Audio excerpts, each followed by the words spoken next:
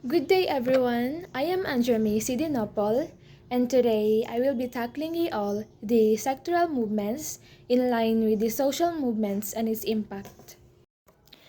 Introduction to social movement. What is social movement? A concerted action by a group of individuals to address social issues is called a social movement. So, a social movement starts when we see a problem or we notice a problem. So, when we notice a problem, of course, dili raman kita makanotice ana especially sa problem sa atong community. Social movement is ang atong plan sa mga tao or kita nga ma-change ang problem. So, for short, it is naka-inline dara ang pagkahiusan natong tanan para ma-address ang mga issues nga dili nato gusto manghitabo. Social movements has 4 types. First is the alternative movements, usually centered on personal development and small, targeted adjustments to one's own views and actions. So this movement kay, for example, ang diri sa Mindanao is mahal na kayo ang mga palitonon and kita dili ta maghulat nga ma mo gamay ang mga presyo, but of course kita nga mga tao or kita nga family maghimo na lang tag ato ang solusyon. And kana nga solution, example, mag-create tag garden, magtanom tag mga produce nato para ato ang ma-consume. So, in short, dili ta magsalig nga ang world kay mag-change, but of course kita as a person mag-create tag small change sa ato ang world para sa ato ang benefits. Next is the redemptive movements. It is sometimes called religious movements. These are meaning-seeking, target a particular demographic, and aim to inspire personal transformation or spiritual development in people. So these movements kay, for example, mga groups nga ga seek og better path, or groups like religious groups and mga groups sa mga alcoholics para ma-change ang ilang lifestyle or di kaya mabiyaan ang ilang mga addictions and all. So the third movement is the reformative social movements. Aim to alter a particular aspect of the social system. They are aimed at the whole population, even though they might just want a small change.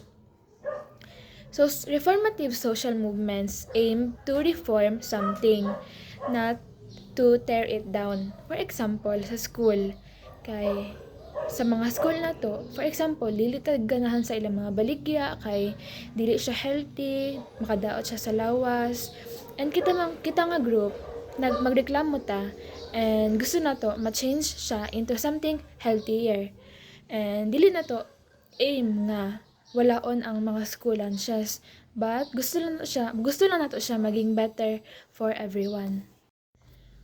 The last movement is the revolutionary movements, aim to drastically alter society in every way. They want to transform society as a whole. Now this movement is something bigger, and it usually involves violence, conflict, or mga protest. Examples kay ang the Philippine Revolution, the French Revolution, or the American Revolution. Stages of social movements. According to Tilly, 1978, and Bloomer, 1969, social movements go through 4 stages of development.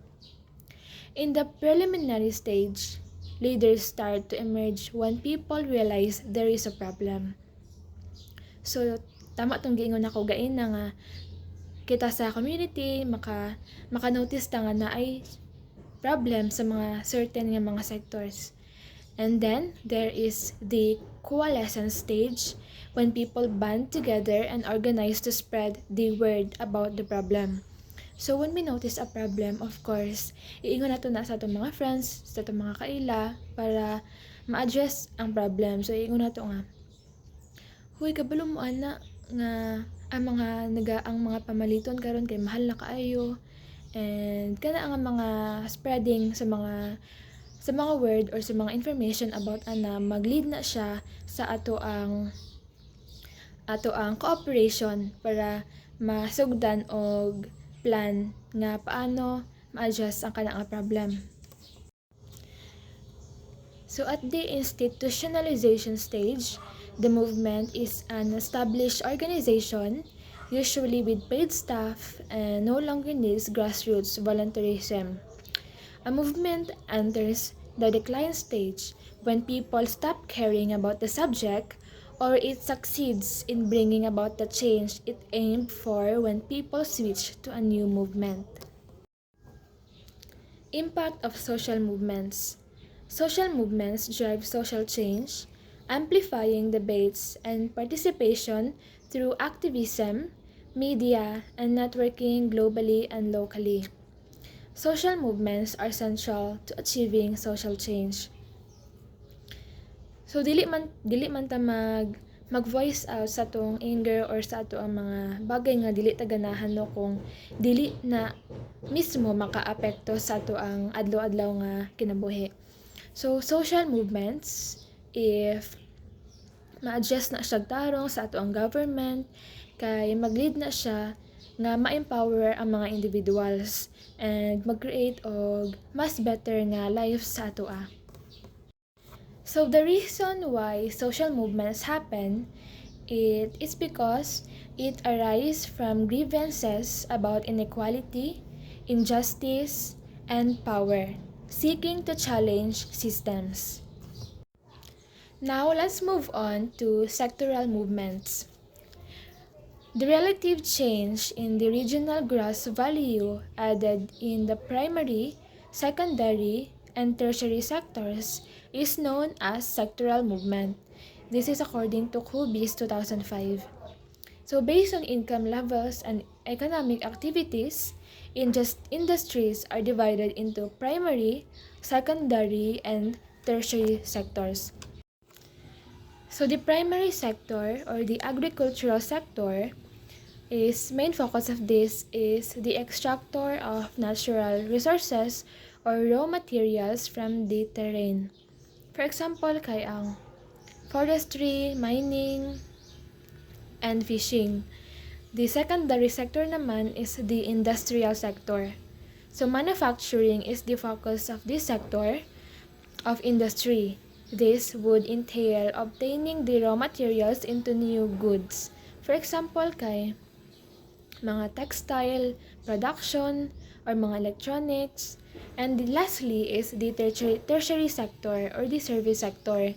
The provision of services is the focus of this sector of industry. Services are actions that are performed by individuals or companies for customers. Pinaka-main example ani kay mga schools and mga hospitals and mga services and or banking and mga manufacturing services and all. Now let's move on to different sectoral movements. First is the sector of the children. The children's rights movement is a contemporary and historical movement dedicated to recognition, extension, or regression of the rights of children in the world. In addition, the Share a Child movement aims to ensure that children who are at risk and young women gain the knowledge, abilities, and chances required to thrive by providing education, advocating for the rights of children, and developing sources of income. Next sector is the labor. Dakilusang Mayo Uno is a militant anti-imperialist labor movement in the Philippines. established in 1980 under the Marcos administration. It advocates workers' rights in the Philippines.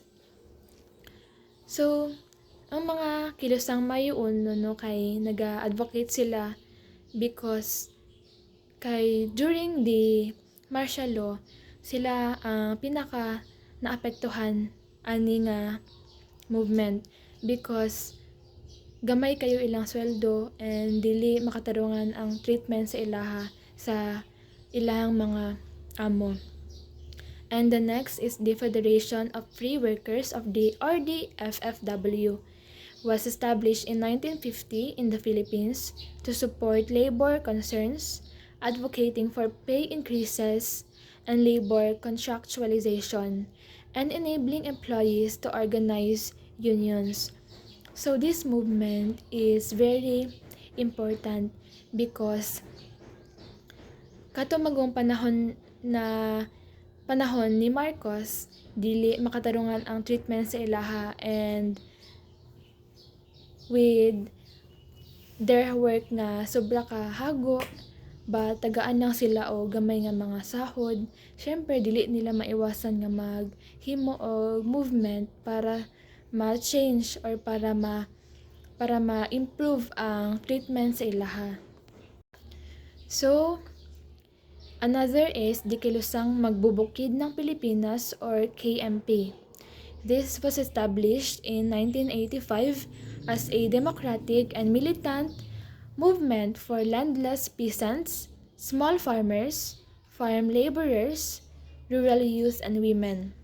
It engages in laborious organizing, education, and uses conflict to defend peasant rights and interests. Another is the Fisherfolk Movement or Kilusang Mangingisda ng Pilipinas.